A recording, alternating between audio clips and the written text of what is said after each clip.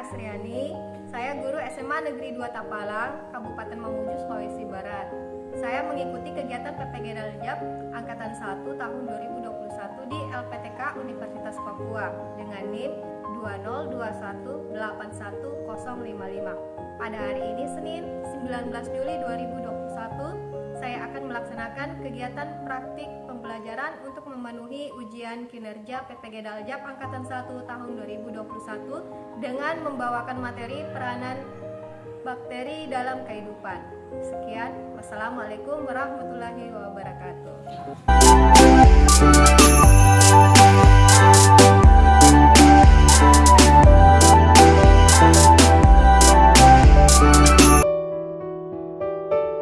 Assalamualaikum warahmatullahi wabarakatuh. Ya, apa kabar hari ini anak-anak? Alhamdulillah ya, jadi kita masih bisa datang ke sekolah untuk melaksanakan kegiatan pembelajaran. Nah, sebelum kita memulai, Ibu harap ada yang pemimpin untuk membacakan doanya. Silakan. Sebelum kita memulai pelajaran hari ini, marilah kita berdoa sesuai keyakinan kepercayaan masing-masing. Berdoa dimulai.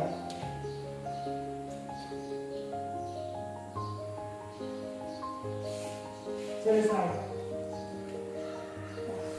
Sekarang Ibu akan mengecek siapa-siapa yang hadir ya pada hari ini. Anis Fitria, Hadir Bu. Dahlia, hadir Bu. David, Hadir Bu. Citra, udah hadir ya? Ya Bu. Kaki, Ya Bu. kaki. Fikri, Hadir Bu. Hamsir, Hadir Bu. Ikin Salsabila, hadir Bu. Kartini, hadir Bu. Mulyana, hadir Bu. Nur Adila, hadir Bu. Nur Fadila, hadir Bu. Hadir juga. Citra, Anita Bu. Alfa. Oke, jadi hari ini kita fix hanya berjumlah 9 orang saja ya. Ya.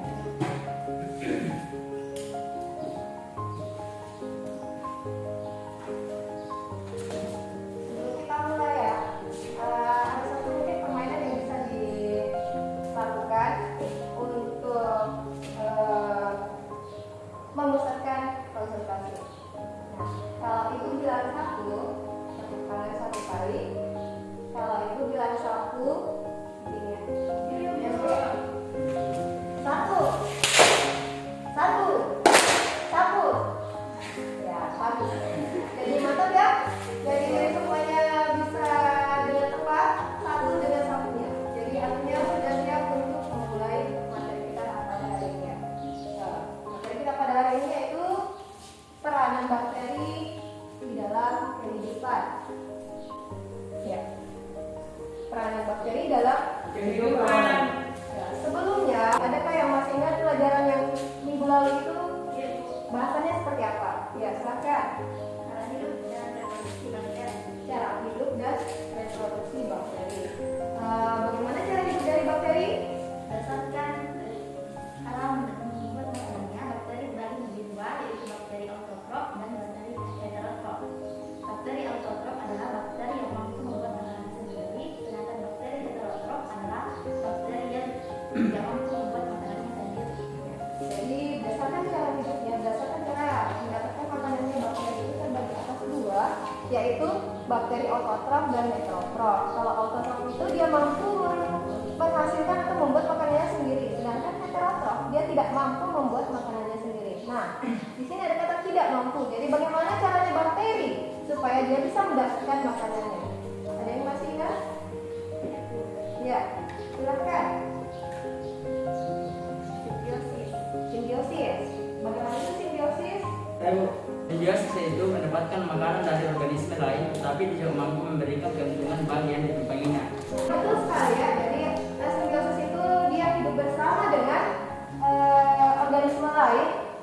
Dia mengambil makanan dari organisme itu, tetapi tidak cuma hanya mengambil makanan saja, dia juga bisa bermanfaat untuk tanaman yang ditumpanginya. Betul, David. Kemudian ada lagi, bagaimana caranya selain simbiosis? Parasit. Ada yang tahu apa itu parasit? yaitu mendapatkan makanan dari tubuh organisme yang ditumpanginya. Mendapatkan makanan dari tubuh organisme yang ditumpanginya. Masih ada lagi? Saprofit. Saprofit. Ya, apa itu saprofit? Saprofit yaitu mendapatkan makanan dengan menguraikan organisme yang sudah mati. Menguraikan organisme yang sudah mati, ya, betul. Jadi ya, alhamdulillah materi minggu lalu yang masih diingat dengan baik. Tujuan pembelajaran yang akan kita capai pada hari ini adalah yang pertama, mengelompokkan bakteri yang menguntungkan dan merugikan. Kemudian yang kedua, menganalisis peranan bakteri dalam kehidupan.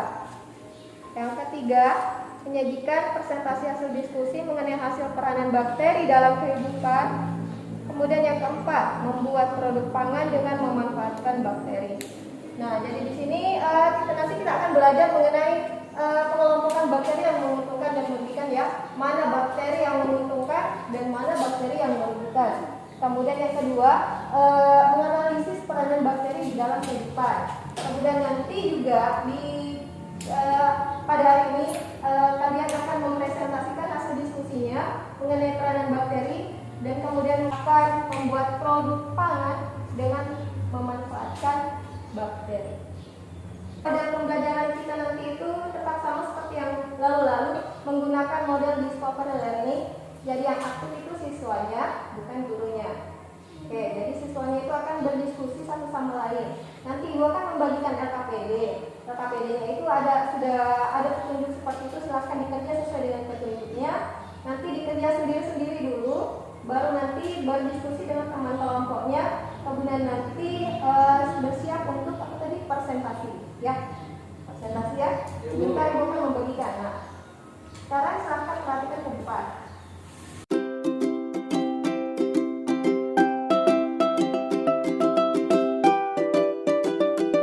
Di atas ada dua gambar.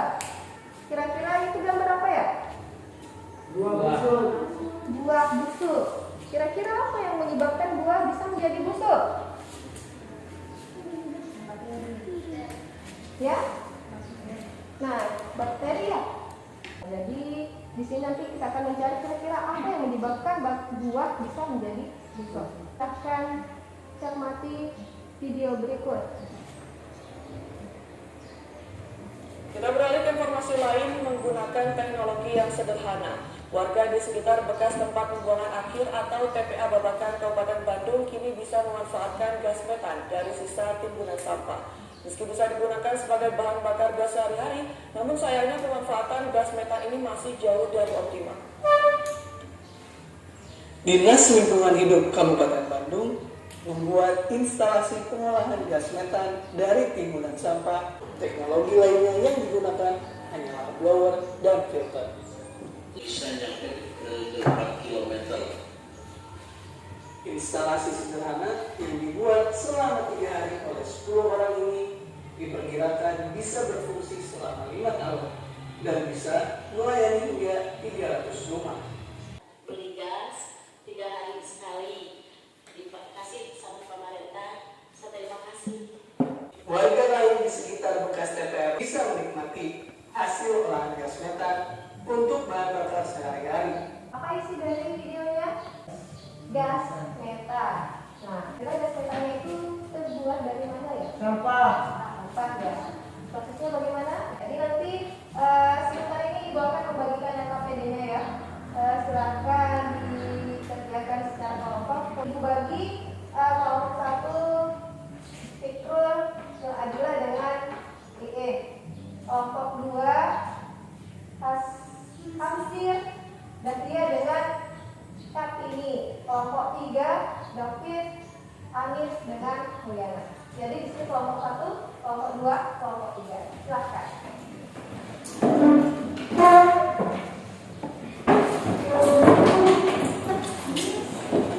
Tetap jaga jarak, ya, tetap jaga jarak. Jaga jarak. Di sini ada LKPD dan ada materi ajar yang bisa membantu Anda semua untuk mengerjakan apa yang ada di LKPD-nya. Oke? Nah, itu ada bukti yang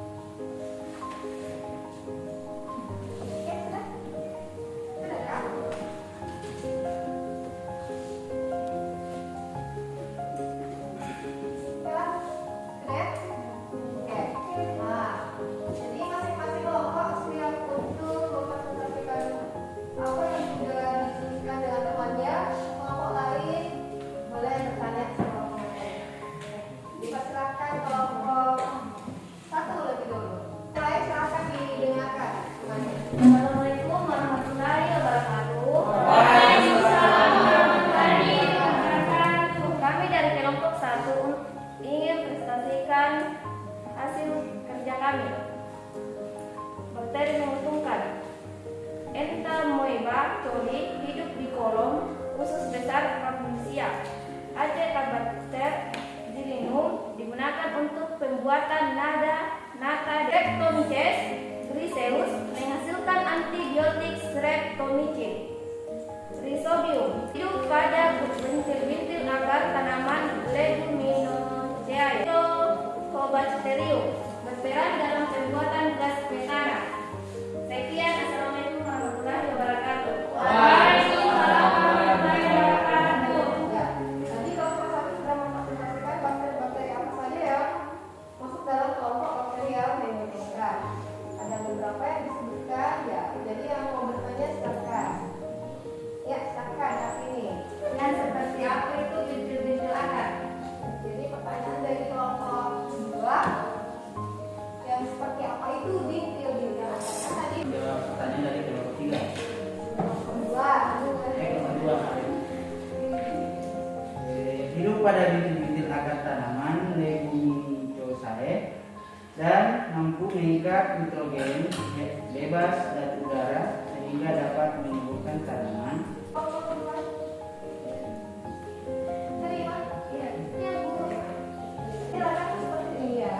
Nah, itu bintil-bintil akar biasa ada di akar tanaman kacang-kacangan. Kalau misalnya kita cabut kacang, biasanya di bintil akarnya itu ada bintil, bola-bola. Nah, di situ terdapat yang namanya bakteri Rhizobium leguminosarum. Dia hidupnya itu bersimbiosis dengan tanaman kacang. Jadi bisa menimbulkan membantu dalam proses penyuburan tanah karena dia bisa mengikat nitrogen bebas dari udara. Seperti itu ya. Oke, kelompok 1 salah. Kelompok 2 salah. Oke, lanjut. Sekarang berikan aplaus untuk kelompok 1. Sekarang kelompok 2 siap presentasi. Siap. Ya, ya, silakan. Assalamualaikum warahmatullahi wabarakatuh. Waalaikumsalam. Perkenalkan saya Hasil, saya terwakil dari kelompok 2 ini yang presentasikan hasil diskusi kami. Bakteri Vibrio cholera menyebabkan penyakit kolera. Penyakit ini dipaparkan melalui makanan dan minuman. Biasanya gejala itu menyebabkan mual, muntah, dan tekanan darah rendah, denyut jantung cepat, dan diare. Erwinia carotophore adalah bakteri yang menyebabkan penyakit busuk basah pada tanaman tomat buah. Sekian dan terima kasih. Ya. Jadi demikian tadi presentasi dari kelompok 2 mengenai bakteri yang membagikan. Ya. Dan kalau misalnya masih ada temannya yang belum paham, silahkan dipersilakan untuk bertanya. Silahkan. TBC merupakan salah satu penyakit yang awam di masyarakat. Bagaimana gejala penyakit TBC dan bagaimana proses penularannya? Iya. Ya. Assalamualaikum warahmatullahi wabarakatuh. Waalaikumsalam. Saya akan menjawab pertanyaan dari kelompok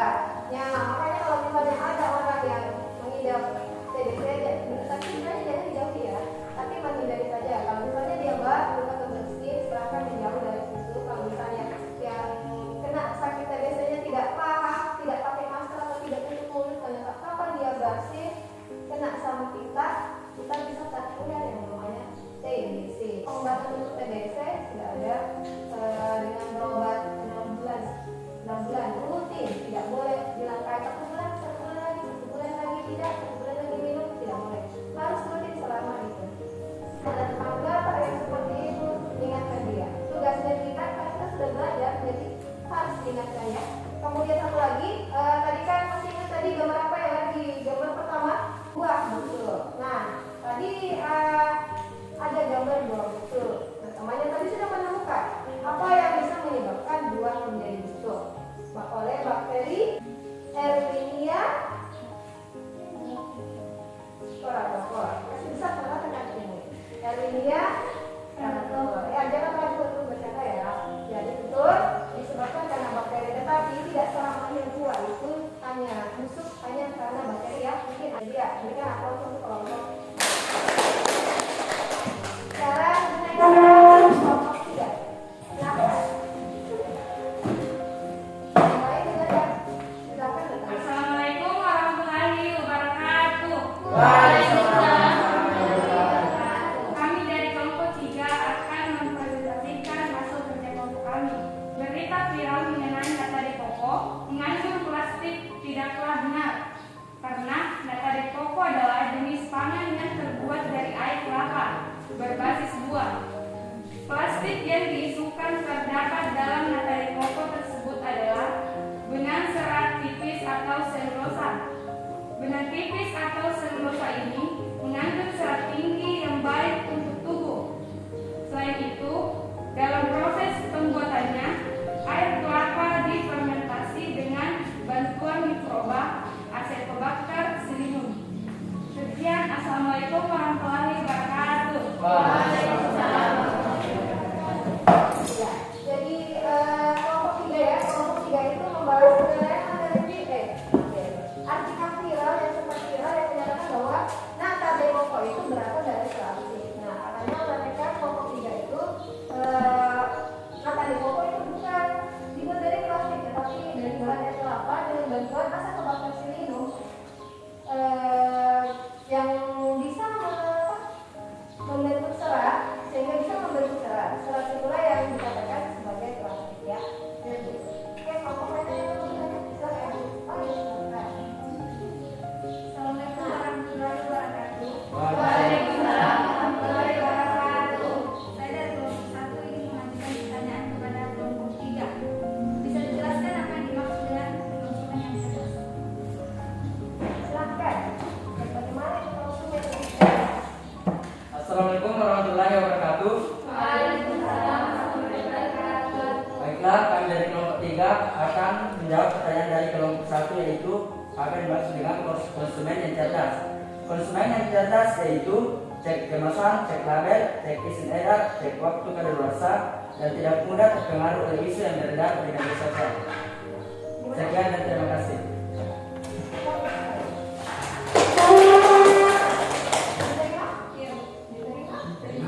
Jadi yang bagaimana sih namanya konsumen yang cerdas ya?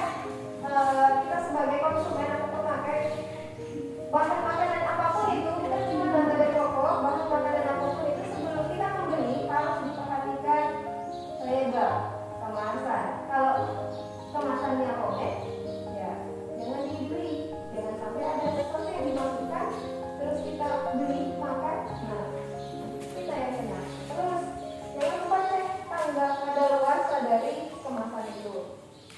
Kalau misalkan sudah kadaluarsa terus dibeli. Makanya itu biasanya sih mas di dalam ini tuh di graded sebuah toko karena tokonya itu banyak menjual barang-barang yang sudah kadaluarsa. Ya, jadi untuk kelompok 3 silahkan diberi aplaus dulu. Ini sudah dibahas dengan baik ya, baik dari kelompok 1, kelompok 2 maupun kelompok 3. Nah, kedepannya Ibu Mita akan tetap semangat seperti ini terus ya.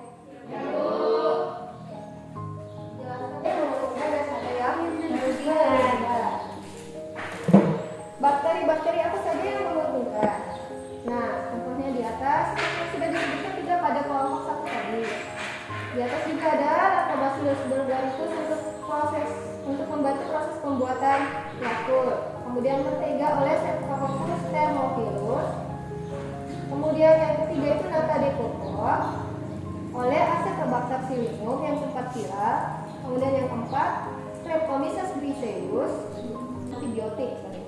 Kemudian yang terakhir ini adalah Methanobakteri sp yang ada juga yang tadi sempat Ibu munculkan di bagian ada gambar apa ya? Video ya. Video proses pembuatan gas. Nah, kita kan sementara ini langka yang namanya gas 3 kg ya. Nah, jadi sebenarnya itu pengganti gas seperti itu, gas alam itu bisa diganti dengan membuat biogas yang berasal dari tumpukan sampah. Tapi apakah semua sampah bisa dijadikan sebagai bahan seperti itu? Tidak ya. Yang dijadikan itu adalah sampah bahan organik. Tahu bahan sampah organik itu seperti apa? Tahu? Organik seperti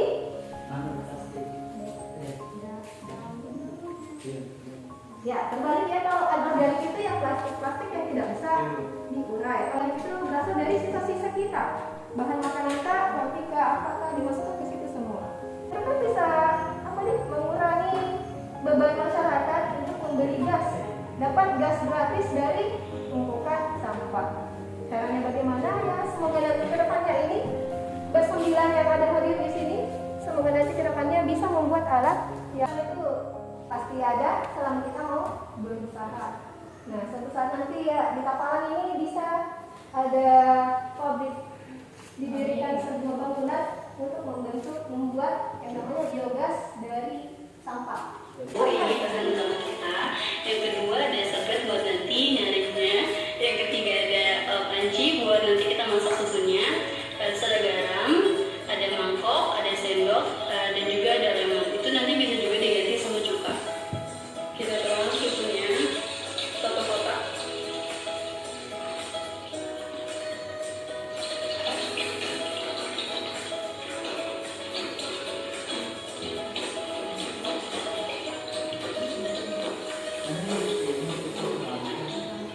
Jadi nanti bisa dipraktekkan di rumah ya. Ini adalah video pembuatan tisu dari susu. Nah, ini kita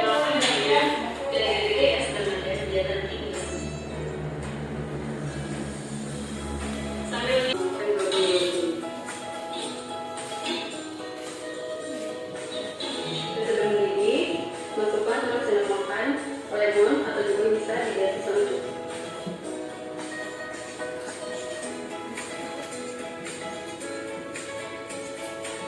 Kita aduk sampai dia menyatu.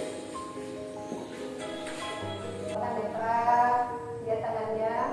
Kemudian ini contoh difteri, ini sifilis, ini limpas. Nah, ada yang mau ditanyakan? Kalau tidak ada, saya mau bertanya. Kira-kira kalau misalnya bakterinya hilang di muka bumi, apa yang akan terjadi? Nah, bakterinya tidak ada penyakit. Terus betul itu, tidak ada penyakit. Tidak ada penyakit karena bakteri ya. Kan bakteri tidak ada membidan saja, tapi ada manfaatnya. Jadi kalau misalnya dia hilang, akan terputus daur aliran energi yang ada di muka bumi. Kan tidak ada yang mengurai, tidak itu mengurai, jadi ya terputus di situ. Walaupun hanya pada tahap awalnya. Oke?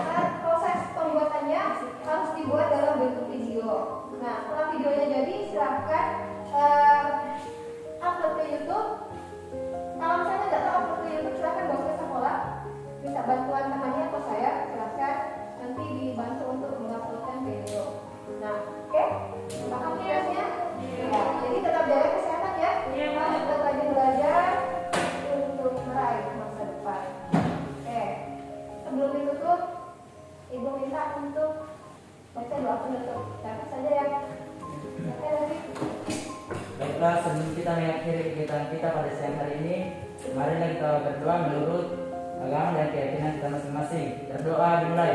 Selesai. Jadi demikian pembelajaran kita hari ini. Assalamualaikum warahmatullahi wabarakatuh. Waalaikumsalam.